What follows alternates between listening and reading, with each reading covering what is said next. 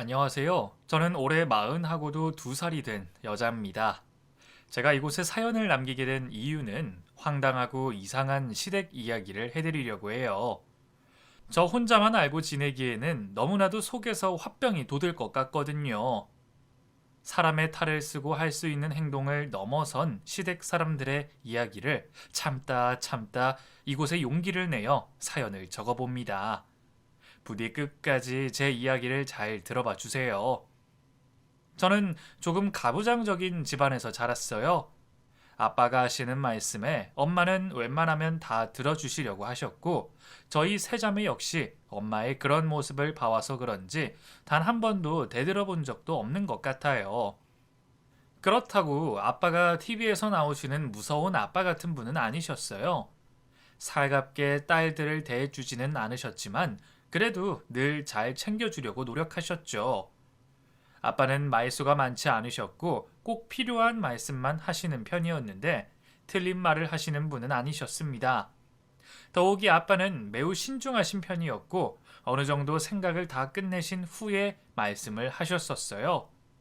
그런 아빠의 모습에 엄마는 항상 믿음을 갖고 계셨고 그래서 더더욱 아빠의 의견을 존중해 주셨던 것 같아요. 저희 세 자매는 집에서도 늘 부지런하게 살았었어요. 자기 물건이나 방의 정리가 잘 되어 있어야 기분이 좋았고 청소도 꽤 잘하는 편이었죠. 막내 동생이 가끔 말썽을 부리긴 했어도 꼴불견 정도는 아니었답니다. 나이 차이가 별로 나지 않는 세 자매들은 집에서나 학교에서나 거의 친구처럼 친하게 지냈어요.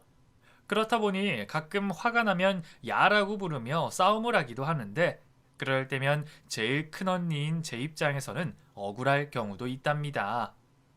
아빠는 경제적으로 부유한 삶을 만들어 주시지는 않으셨어도 참 성실하게 일을 하시던 분이셨어요.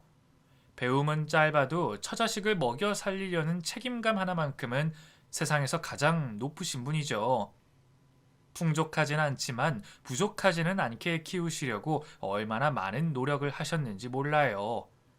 공장에 새벽같이 나가셔서 밤 늦게나 들어오셨는데 밤에 주무실 때 끙끙대며 앓는 소리를 내는 것을 들을 때가 한두 번이 아니었답니다. 저는 첫째 딸이라서 그런지 부모님의 모든 일에 동생들보다 훨씬 더 관심이 많았어요. 옛말에도 장녀는 살림 미천이라는 말이 있잖아요.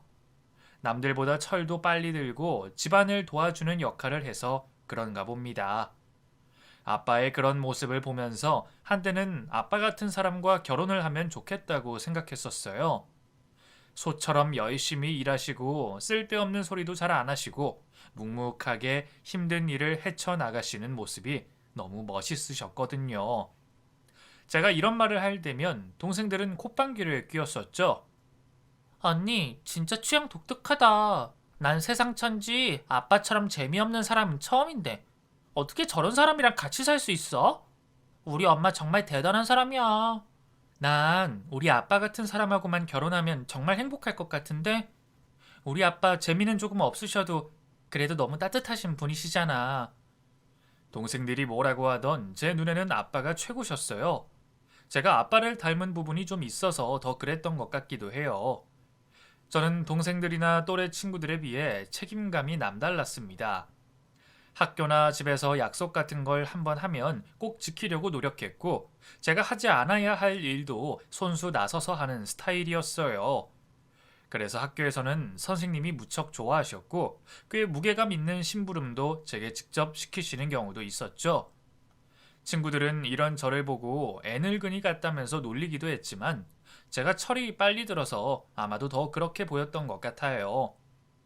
그러다가 고등학교를 막 입학할 무렵 저희 집안에는 생각지도 못한 일이 벌어지고 말았습니다. 아빠가 그만 아주 큰 병에 걸렸다는 소식이었는데요. 평소에 소처럼 열심히 일만 하시고 병원도 잘 안 다니셨는데 그 사이 무서운 병이 점점 커져 나가고 있었던 것 같아요. 생각해보니 아빠가 가끔씩 머리가 깨질 듯이 아프다는 말씀을 하셨었는데 그때마다 약국에서 사다 놓은 두통약만 드시고 버티고 계셨거든요. 왜 진작 병원에 모시고 갈 생각을 하지 못했는지 지금도 가장 후회가 되는 부분입니다. 아빠의 뇌 속에는 암세포가 너무 커져버린 상태였고 더 이상 손을 쓸 수가 없다는 판정까지 받게 됐어요. 그 사실을 알고도 아빠는 며칠 동안이나 아무 말씀을 하지 않고 혼자 속으로 참고 계시다가 제게만 살짝 털어놓으셨죠. 우리 큰딸, 아빠 없이도 잘할 수 있지? 넌 어렸을 때부터 너무 의젓해서 단 한 번도 아빠가 혼을 낸 적이 없구나. 부디 지금처럼 의젓하게 잘 살아줘. 아빠, 그게 무슨 말이야? 왜 그런 말을 해요? 어디 멀리 떠날 사람처럼 왜 그래? 그게 말이다. 아빠가 아주 큰 병에 걸렸나 봐. 이 몸뚱아리가 건강하지 못해서 미안하구나. 우리 큰딸이 엄마랑 동생들 잘 챙겨주면서 살아갈 수 있지? 아빠는 믿는다. 아빠의 말을 듣고 하늘이 무너져 내리는 것 같았습니다. 눈물을 하염없이 흘리고 있는 저에 반해 아빠는 그저 묵묵하게 자신의 병에 대해서 말씀하시는데 그 모습이 얼마나 더 슬프게 느껴졌는지 몰라요. 제게 그런 고백을 하신 후 아빠는 정말 몇 달 만에 몰라보게 상태가 안 좋아지셨고 결국은 호스피스 병동에서 생을 마감하게 되셨어요. 갑작스러운 상황에 저희 가족은 정신을 차릴 수가 없는 지경에 이르렀습니다. 저희 엄마는 항상 아빠에게만 의존을 많이 하시던 분이셔서 그런지 아빠를 보내고 혼자 남게 된 인생을 좀처럼 마음을 다잡지 못하셨죠. 하루 종일 눈물만 흘리고 방 안에서 나오지도 않으셨고 어쩔 때는 물 한 모금도 마시지 않은 채로 하루를 보내셨죠. 그리고 며칠 만에 쓰러지셔서 병원에 입원을 하게 되셨는데 자꾸만 아빠를 따라가신다며 마음 약한 소리를 하셨습니다. 저는 그런 엄마를 붙들어 드려야 했어요. 아빠 말씀대로 제가 엄마와 동생들을 챙기지 않으면 안 될 것 같았습니다. 그래서 제 감정은 일단 접어둔 채로 엄마를 일으키는 데에 최선을 다했고 집안에 밀린 빨래와 설거지도 모두 제가 감당해냈어요. 그 덕분에 저는 학교 생활에 집중할 수 없었고 성적도 계속해서 떨어지기만 했죠. 저는 동생들도 챙겨야 했고 엄마도 늘 신경 써드리는 삶을 살기 시작했습니다. 아빠가 돌아가신 직후부터 엄마는 병이 생겨서 주기적으로 병원에 다니면서 약을 챙겨 드셨어야 했는데 그걸 챙기는 것도 올고지 제 몫이었어요. 엄마가 조금만 더 빨리 마음을 다잡으셨으면 좋았을 텐데 하는 생각을 하면서 말이에요. 아빠가 남겨두고 가신 얼마 되지 않은 유산은 저희 가족의 생활비로 계속해서 쓰고 있었고 결국에 통장의 바닥을 거의 보이고 나서야 엄마는 일을 시작하셨습니다. 늘 아빠가 벌어다 주신 돈으로 집에서 생활만 하셨었는지라 할 수 있는 일이 별로 없으셨는데 그나마 동네 지인분이 하시는 빵집에서 반나절이라도 일을 할 수가 있었어요. 엄마가 버는 돈은 작은 알바비에 불과했기 때문에 제가 함께 돈을 벌어야 했습니다. 그 당시 고등학교 2학년이 끝나가던 무렵이었는데 패스트푸드점에서 주중 오후부터 저녁 마감까지 일을 했고 주말에는 하루 종일 그곳에서 열심히 일을 했어요. 속사정도 모르는 동생들은 제가 일하는 곳까지 찾아와서 사고 싶은 것이 있다면서 용돈을 달라고 하는데 진짜 속이 터지더라고요. 언니, 나 돈 좀 줘. 나 사고 싶은 운동화 있단 말이야. 다음 주에 수학여행 가는데 그거 신고 갈 거라고. 그 비싼 운동화를 산다는 거야? 너 운동화 있잖아.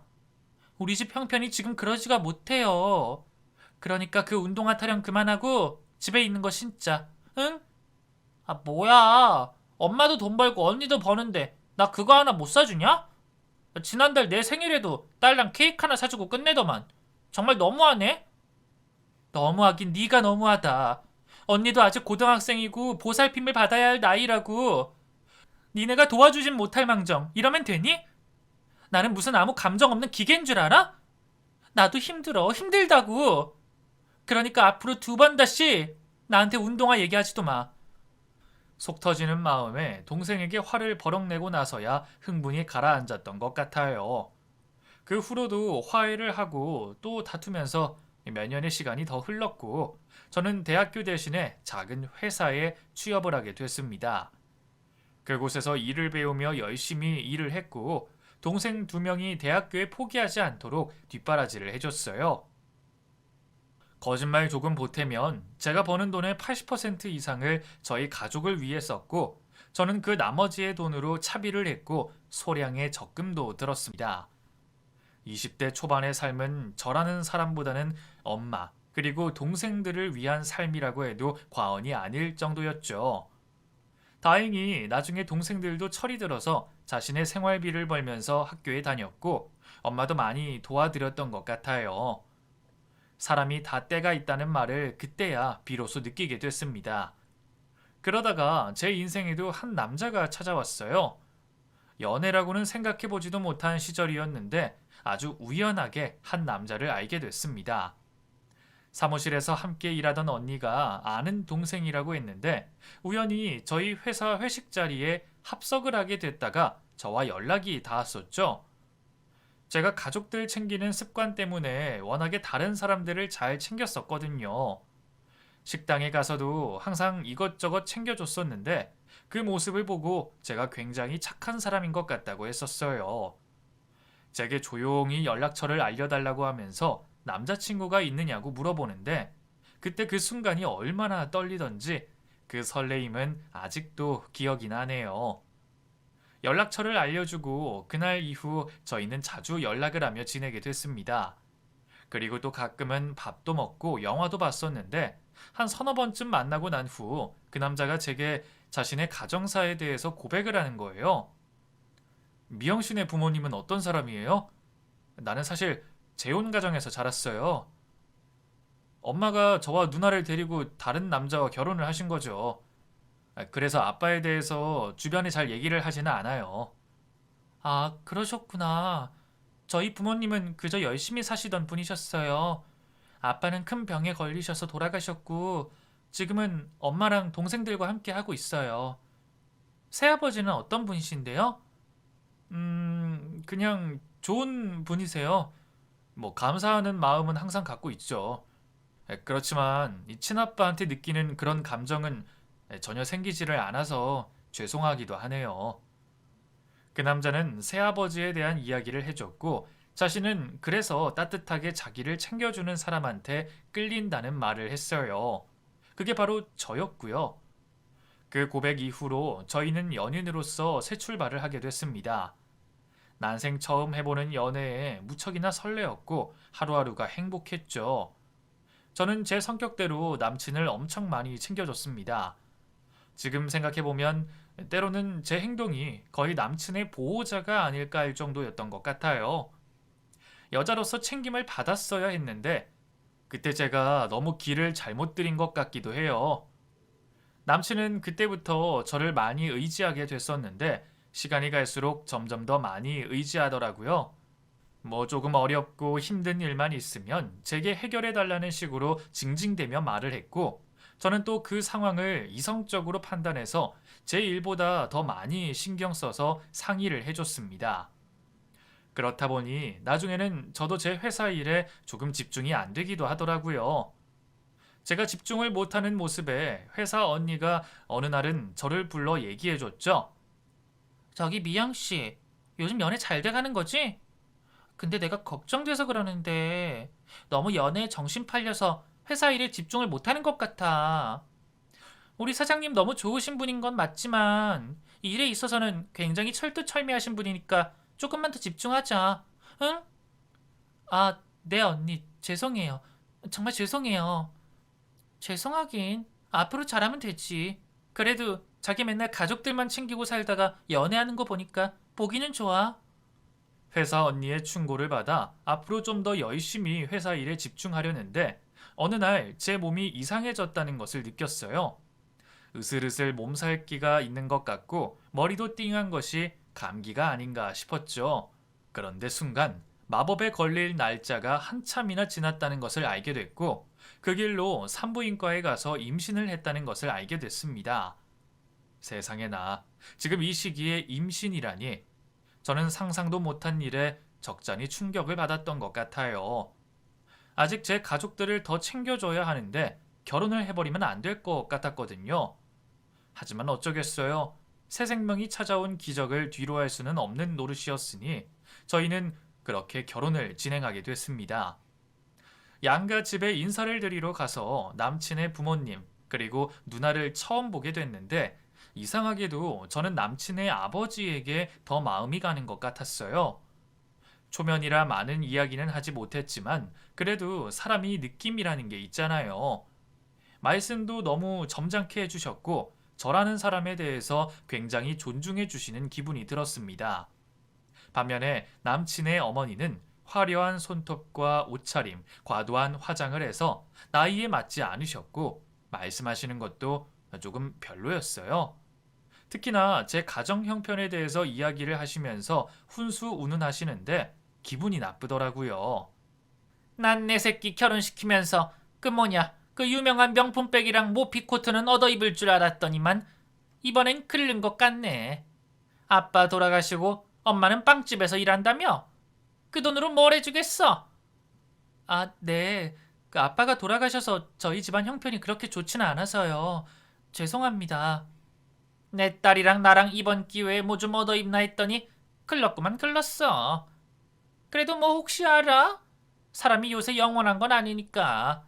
나중에 다시 결혼할 때라도 얻어 입을 수 있으니까 그때를 기다려야겠구만.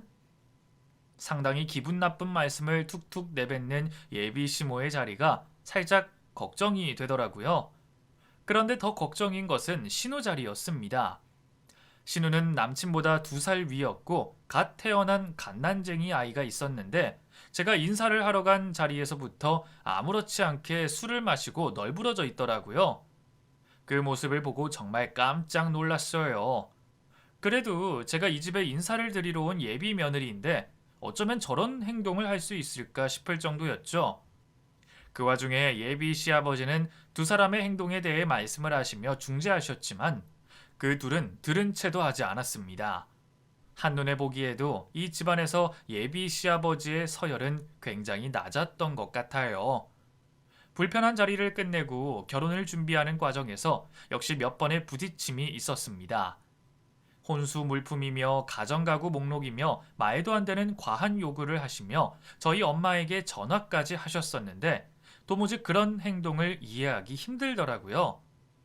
딱히 남친 집도 굉장히 잘 사는 편은 아니라서 오래된 아파트 전세 하나 마련해 주셨거든요. 저는 그동안 가족들을 위해 모든 돈을 써왔기 때문에 많은 돈이 없어서 솔직히 대출까지 받았습니다. 최소한의 것이라도 제대로 해가고 싶었거든요. 엄마는 돈을 융통해서 대출받고 하는 것도 잘 하지 못하시는 스타일이셨는지라 제가 모든 것을 알아서 해결해야 했어요. 이럴 때 얼마나 아빠가 보고 싶은지 아빠가 잠들어 계신 곳에 가서 엄청나게 울기도 했었네요. 그렇게 저희는 최대한 빠른 시간 안에 결혼을 하게 됐고 아이를 출산했습니다. 갚아야 할 빚이 있었기에 아이를 낳고서도 바로 직장에 다녔어야 했는데 그때가 많이 힘들더라고요. 이렇게 작은 아이를 어린이집에 맡기고 직장을 나가는데 죄책감이 얼마나 들던지 회사에서도 하루 종일 아이가 눈에 밟혀 갑자기 눈물이 막 쏟아지기도 했었어요. 그런 시절을 겪으면서 저는 악착같이 버텨냈었고 대출금도 어느 정도 갚아 나가면서 남편 몰래 조금씩 친정에 생활비도 보내드렸습니다. 시댁에도 최대한 예쁨을 받으려고 자주 찾아뵙고 맛있는 것도 사드리고 했었는데 하루는 시부가 저를 부르시더니 봉투 하나를 건네주시더라고요. 새아가 이거 바꿔라. 얼마 안 되는데 아무도 주지 말고 맛있는 거 사 먹고 옷도 한 벌 사 입거라. 네? 이게 뭐예요, 아버님? 웬 봉투예요? 저 정말 괜찮아요. 잔말 말고 받아. 열심히 사는 모습이 너무 기특하고 예뻐서 그러는 거니까. 회사 일하면서 아이 키우면서 이 살림하는 게 보통 일이 아닐 텐데 어쩜 그렇게 잘하는지 너무 기특해. 얼굴이 말이 아니다, 새아가. 그러니까 맛있는 것 좀 사 먹고 그래라. 이거 우리 둘만의 비밀이다. 시부는 정말 따뜻하신 분이었어요. 이 집안에서 저를 이렇게 생각해 주시고 챙겨주는 사람은 오로지 시부밖에 없으셨죠. 시부를 보면서 친정 아빠 생각이 정말 많이 났습니다. 우리 아빠가 살아계셨으면 분명히 이렇게 해주셨을 텐데 하는 생각을 하면서 많이 보고 싶더라고요. 시부와 저는 그날 이후로 조금 더 특별한 관계가 됐던 것 같아요. 다른 사람들이 모르는 비밀 같은 일이 생겼거든요. 때로는 제가 먹을 한약까지 지어서 회사로 보내주실 만큼 정말 따뜻한 분이셨습니다. 그런데 다른 가족들은 시부를 무슨 돈 버는 기계 정도로 생각하시는 것 같았어요. 무슨 말을 해도 무시하고 재미없다고 비아냥거렸고, 특히나 시모는 시부를 잘 챙겨주기보다는 자신이 혼자 놀러 다니고 즐기는 일에만 관심이 있는 사람이었습니다. 그리고 제가 경악했던 일이 하나 있었는데, 하루 회사에 월차를 내고 시모가 좋아한다는 음식을 가지고 시댁으로 향했었어요. 그런데 시모는 제가 집안에 있었는데도 불구하고 어떤 남자와 방 안에서 통화를 하셨는데, 시부 욕을 엄청 하시면서 사랑 고백까지 하고 계시는 겁니다. 으이그, 그 인간 말도 하지 마. 바보 같은 놈. 그나마 돈이나 척척 벌어다 주고 내 자식들한테 잘해주니 같이 살지. 재미도 하나도 없고 말주변도 없는 놈이랑 내가 미쳤다고 같이 있겠어? 재미는 이렇게 자기랑 보고 있으니까 질투도 하지 마. 알았지? 사랑해, 자기야. 시모의 말에 저는 몹시 충격을 받았었어요. 며느리가 같이 있는 공간에서도 아무렇지 않게 전화를 받을 정도이니 오죽하겠어요. 시모는 제 눈치도 보는 사람이 아니었고, 오로지 자기가 하고 싶은 것에만 관심이 많은 사람이었습니다. 이런 엄마에게서 태어난 남편이 불쌍할 정도였어요. 그렇다고 제가 이 말을 시부에게 해줄 수도 없는 노릇이었고, 시부를 볼 때마다 왠지 모를 연민 때문에 정말 마음이 아프기도 했었네요. 그로부터 몇 년의 시간이 흐른 후 이번에는 신우가 말썽이었습니다. 느닷없이 저희 집으로 짐을 싸서 아이를 데리고 온 거예요. 야, 나 오늘부터 니네 집에서 신세 좀 진다? 어차피 내 동생이 해온 아파트니까 뭐. 네? 그게 무슨 소리예요? 이 짐은 다 뭐고요? 나 이혼했잖아. 몰랐냐? 어디 호텔에서 자는 것도 한계가 있고 우리 집에 있는 것도 눈치 보이고 뭐 그렇고 그래서 왔다고. 가족 좋다는 게 뭐냐? 이럴 때 서로 돕는 거지. 아니 그래도 이렇게 갑자기 오시면. 신우는 막무가내로 저희 집에 눌러 앉더군요. 얼마 전에 이혼을 했다고 하면서 말이죠. 짐을 싸들고 아이까지 함께 데리고 온 신우를 차마 내쫓을 수가 없어 그날은 참았는데, 며칠 시간이 갈수록 점점 제 속은 타들어갔습니다. 친정 동생들에게 슬쩍 말을 하니 저를 보고 미쳤다고 하더라고요. 왜 그렇게 바보같이 사냐고요? 요즘 세상에 그런 사람이 어디 있냐며 자기 같았으면 한번 강하게 밀어붙여서 다시는 못 오게 할 거라고 했습니다. 그 말을 들으니 제가 그동안 너무 시모와 신우에게 바보같이 내내만 한 것 같아 남편에게 한번 강하게 말을 했어요. 당장 이 집에서 신우를 나가게 해달라고요. 안 그러면 제가 나가겠다고 말을 했는데, 다음날 그 말은 바로 신우에게 전달이 됐고 시모까지 집으로 찾아와 제게 폭언을 퍼붓더라고요. 이런 미친 것을 봤나? 야, 해온 것도 없는 주제 내 아들 아파트에서 살면서 감히 내 딸한테 그딴 말을 해? 너 정말 내 쫓겨나 볼래? 며느리라고 오냐오냐고 예쁘게 봐줬더만. 어머니, 그게 그런 뜻이 아니라 너무 갑작스럽게. 갑작이고 나발이고 하나밖에 없는 신우를 네가 어떻게 그런 식으로 할 수가 있냐? 네 동생이 이 꼴이라면 이럴 수 있겠어? 아주 애가 싸가지가 없구만. 시모의 폭언이 이어지던 그때 시부가 나타나셨고 시모를 데리고 나가셨습니다. 그때 시부가 오시지 않으셨더라면 어떤 일이 일어났을지 정말 암담하네요. 남편은 그런 스타일이에요. 본인이 해결하지 못하는 불편하고 힘든 상황이 생기면 쪼르르 달려가서 누군가에게 다 얘기를 하고 의지하려고 했었죠. 이 일뿐만 아니라 사소한 일도 시모에게 일러 바치는 바람에 제가 난감한 적이 한두 번이 아니었답니다. 그날 이후 신우는 짐을 싸들고 시댁으로 달려갔는데 며칠 뒤에는 또다시 저희 집에 왔더군요. 도저히 시부가 있는 집에서 같이 못 살겠다고 하면서 역시 막무가내로 와버렸습니다. 시부는 이혼 후 홀로 아이를 키우는 신우를 위해서 자동차를 사주셨어요. 아이와 어디 여행도 가야 할 것인데 차가 없이 불편하게 다니는 것이 마음이 아프다고 하면서요. 그뿐만이 아니라 자신의 카드도 주셨고 작은 커피 가게를 인수해 주셨습니다. 시부가 가진 것의 전 재산을 털어서 신우에게 쏟아주셨어요. 제가 만약 시부라면 단돈 1원도 주지 않았을 텐데 시부는 역시 제가 생각한 대로 큰 사람이었습니다. 피는 섞이지 않았어도 한번 가족의 연을 맺은 사람이면 자신이 책임을 져야 한다면서 앞으로 아이에게 부끄럽지 않은 엄마로 잘 살아가 보라며 신우에게 말하시더라고요. 그렇게 멋진 사람은 아마 세상에 잘 없을 것 같았고 분명히 나중에 큰 복을 받으실 거라 생각했는데 그로부터 얼마 후 시부는 큰 병에 걸리고 말았습니다. 3기 암이라는 진단을 받으셨는데 그날 아무한테도 말하지 못하시고 제게 전화를 걸어 말씀하시는데 친정아빠 생각이 나서 그만 폭풍 오열을 하고 말았네요.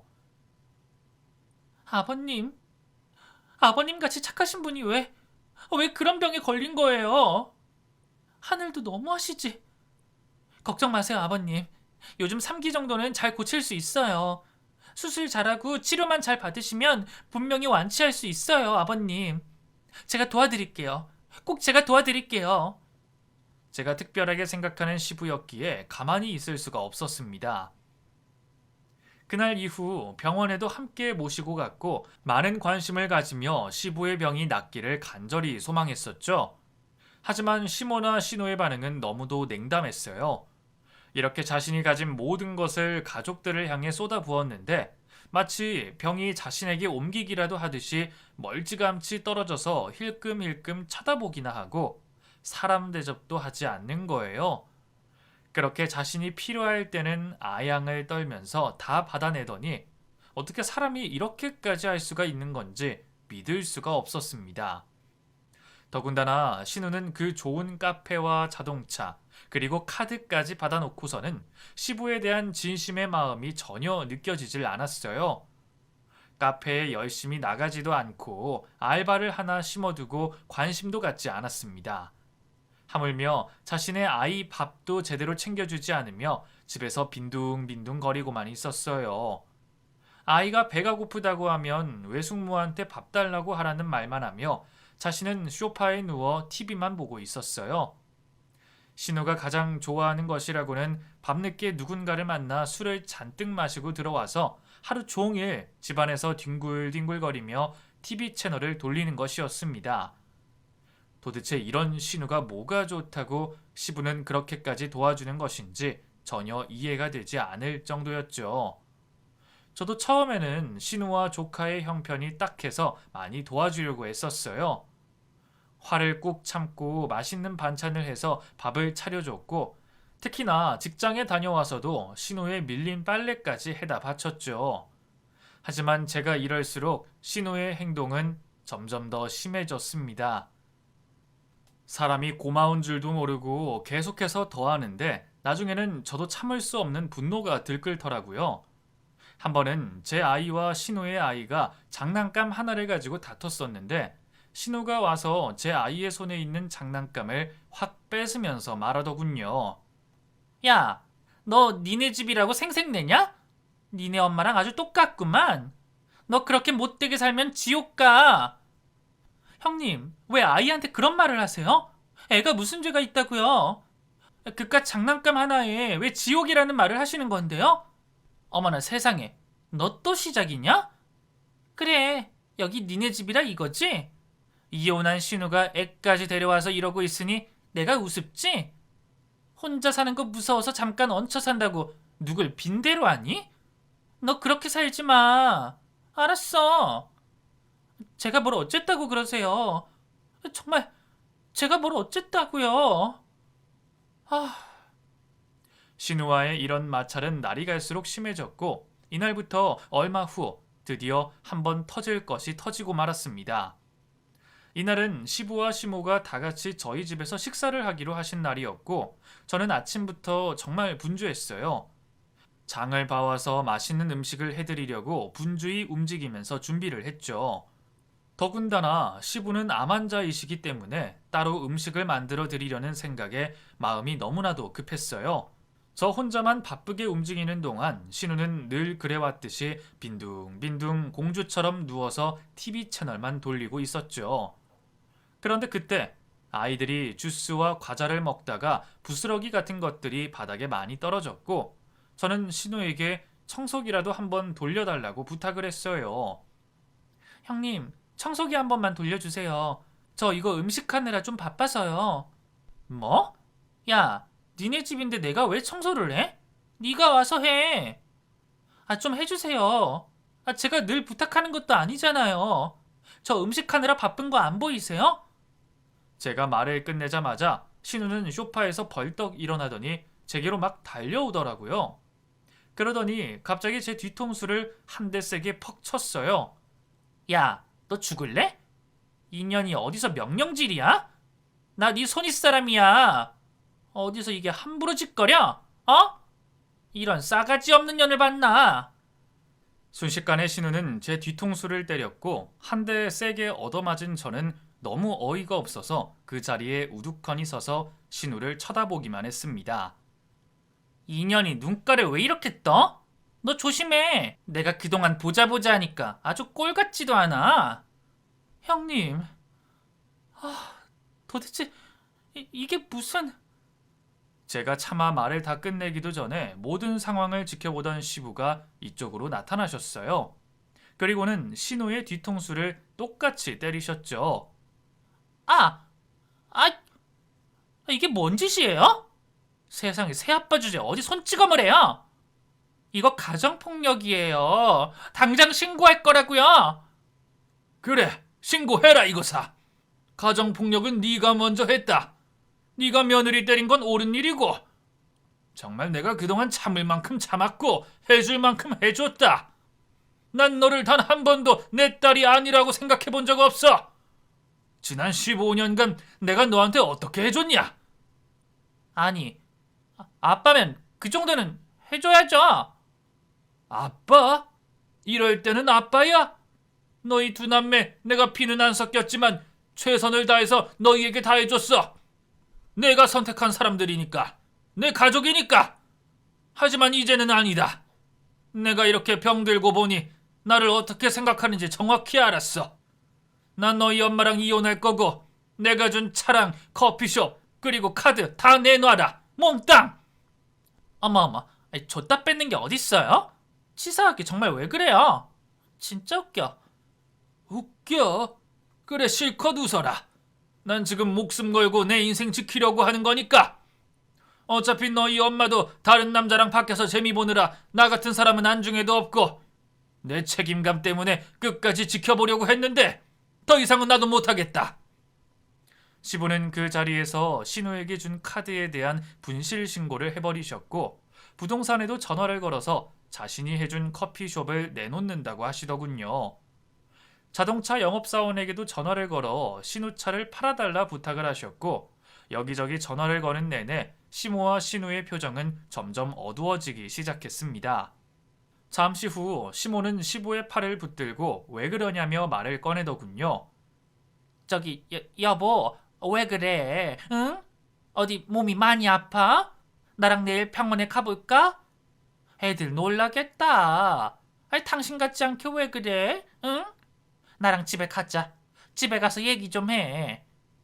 나는 몸만 아픈 거고 정작 정신과 치료를 받아야 할 사람은 당신이랑 당신 딸인 것 같네. 당신도 밖에서 실컷 재미 보고 있었던 거 내가 눈 감아줄 테니까 이혼이나 합시다. 아니 무슨 말이야? 그게 이혼이라니? 그런 말 하지 마. 당신같이 착한 사람이 무슨 이혼이야? 나랑 결혼할 때 뭐라고 했어? 내 애들 당신 아이로 생각하고 평생 죽을 때까지 책임져 준다고 했잖아. 근데 왜 이제 와서 딴소리야? 응? 그러지 마, 여보. 시모의 황당한 말에 시부는 콧방귀를 끼며 대꾸도 하지 않으셨어요. 잠시 후 변하지 않는 시부의 행동을 느낀 시모는 갑자기 태도가 돌변해서 무릎까지 꿇으시더라고요. 여보, 그러지 마. 내가 다 잘못했어. 그러지 말자. 나랑 얘기해. 뭔가 오해가 있었어.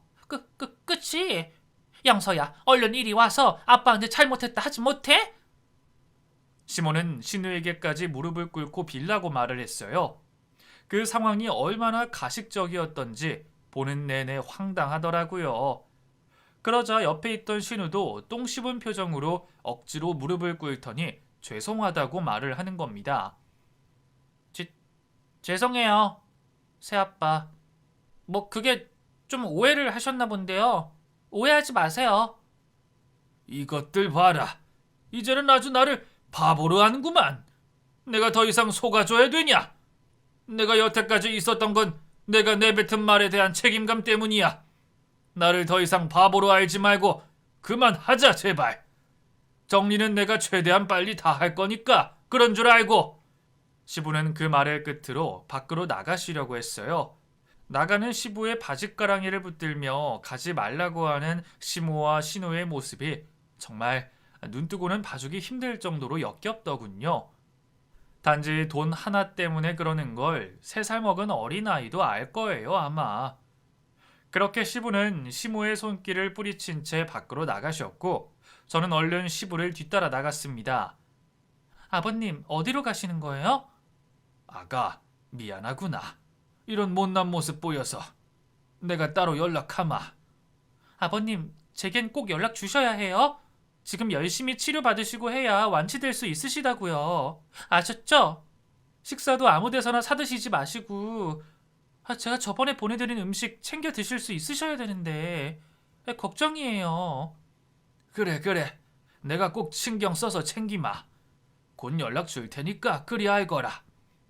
그 길로 시부는 한참 동안이나 연락이 없으셨습니다. 시부의 말대로 신우의 자동차는 다른 사람에게 팔렸고 커피숍도 새로운 주인이 나타났어요. 당장에 아무 돈줄이 없던 신우는 이번에는 제 남편 카드를 빼앗았던 모양입니다. 술집에서 긁힌 카드 내역을 보고 저 또한 당장 카드 거래 중지를 신청해버렸고 신우와 시모와의 사이에서 단판을 지으라고 남편에게 말했어요. 당신 이런 식으로 계속 살 거면 나랑 이혼해. 당신 엄마랑 누나랑 셋이 행복하게 살아. 나는 내 아이 키우면서 돈 벌어서 열심히 살 거니까. 자기야 왜 그래? 누나가 하도 불쌍하니까 그런 거지. 내가 왜 그랬겠어? 이혼하고 혼자 애 키우면서 사는 거 불쌍하잖아. 안 그래? 불쌍 같은 소리 하네. 일 하나 안 하고 빈둥거리면서 자빠져 자고 밖에 나가서 다른 사람 카드로 술이나 퍼먹는 사람이 불쌍? 그런 단어는 나같이 뼈 빠지게 애 보면서 일하면서 살림까지 하는 사람한테나 쓰는 말이야. 알아? 그러니까 결판을 내자고. 이혼하고 너 누나랑 엄마한테 기대서 살던가. 남편에게 아주 단판을 지을 작정으로 퍼붓고 나니 속이 다 후련하더군요. 저는 앞으로 이런 식으로 살 생각은 추호도 없었습니다. 이혼을 하는 한이 있어도 말이죠. 남편은 그 후로 잠시 제게 집중하는 것 같더니 또다시 시모와 신우에게 향했고 결국 대출까지 받아서 그들의 생활비를 마련해 주더군요. 저는 그 길로 이혼을 결심했고 바로 소송으로 돌입했습니다. 더 이상 이 남자와의 비전은 없다고 생각했거든요. 하긴 사람은 고쳐 쓰는 것이 아니라는 옛말이 괜히 나온 게 아닌데 말이죠. 그리고 얼마 후 시부가 치료받던 병원에 찾아가 시부를 만날 수 있었어요. 왠지 제가 함께 모시고 갔던 병원에 가면 시부의 예약 명단이라도 확인할 수 있을 것 같았거든요. 시부는 그 병원에서 홀로 수술을 앞두고 계셨습니다. 몇 번의 항암 치료로 암세포의 크기를 줄여놓은 상태로 수술을 진행한다고 예전에 들었던 기억이 나더라고요. 홀로 병실에 계신 시부의 모습을 보니 왠지 마음이 짠해져서 눈물이 마구 흘러나왔어요. 아버님, 왜 연락 안 주셨어요? 왜 혼자 계세요? 미리 연락 좀 주시지. 얼마나 제가 기다렸는데요. 아버님이 어머님이랑 이혼한다고 저까지 모른 척 하시기에요? 아이고 새아가, 여기까지는 어떻게 알고 온 게야? 내가 너랑 인연을 왜 끊겠어? 건강하게 수술 잘하고 나서 짜잔하고 나타나려고 그런 거지. 나 꼭 건강하게 수술 잘 받을 거다. 그래서 내 남은 인생은 좀 더 나를 위해서 멋있게 살 거다. 저는 홀로 수술을 받으시는 시부를 지켜드렸습니다. 그리고 시부의 수술은 성공적으로 잘 마쳤죠. 시부는 시모와 이혼을 진행하시면서 홀로 작고 따뜻한 해가 드는 오피스텔에 살고 계셨어요. 저는 그런 시부를 위해 반찬을 만들어 드렸고 주말에는 아이와 함께 시부를 찾아가 식사도 함께 했습니다. 남편과의 일들을 이야기하며 이혼에 대해 말씀드렸는데 오히려 시부는 잘한 결정이라고 응원해 주셨어요. 그동안 저와 있었던 아주 작은 사소한 일과 잠자리 문제까지 시댁에 와서 시모와 시노에게 말을 했었다고 하더군요.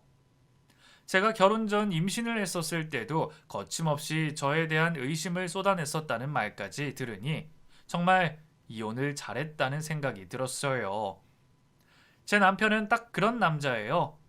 맨날 힘들다, 피곤하다, 못한다 소리를 입에 달고 살았고 저보고 해결해 달라면서 앞으로 닥쳐올 일에 대해서 포기하고 마는 사람이에요. 그리고 모든 일거수일투족을 다 자기 엄마랑 누나에게 말을 하며 자신의 편을 들어달라고 호소하는데 찌질이가 따로 없는 남자입니다. 결혼하고 나서도 회사를 이직하면서 중간에 노는 시간이 많아서 제가 가정생활을 모두 책임지느라 얼마나 힘들었는지 몰라요.